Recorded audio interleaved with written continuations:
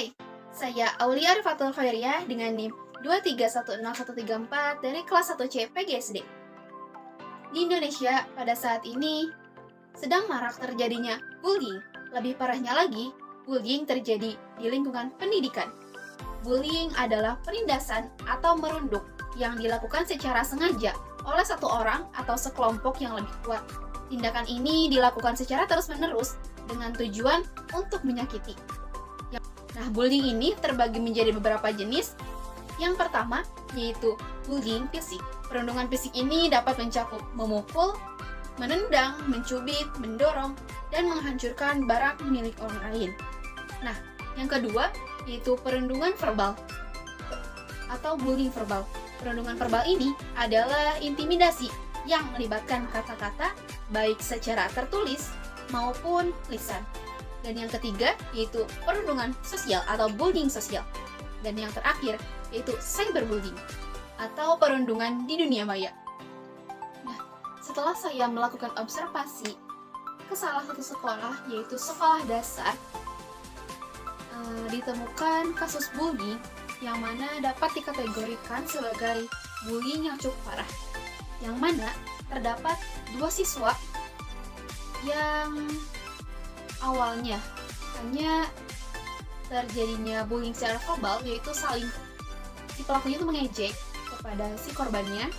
Nah, yang dilakukan secara terus-menerus, yang kemudian terjadinya bullying secara fisik yang mengakibatkan korbannya itu hingga berdarah dan harus melakukan pemeriksaan.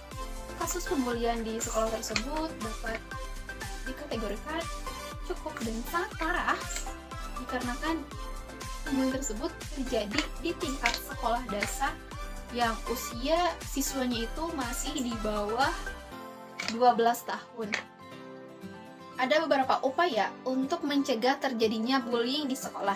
Yang pertama, pihak sekolah membuat peraturan yang tegas, yang mana dengan peraturan yang tegas ini peserta didik akan takut jika melakukan hal yang melanggar aturan tersebut. Nah, peran pendidik di sini sangat penting dalam membimbing peserta didik agar selalu menaati peraturan dan tidak melanggar aturan yang sudah ditetapkan. Nah, yang kedua yaitu memberikan sosialisasi tentang dampak buruk bullying.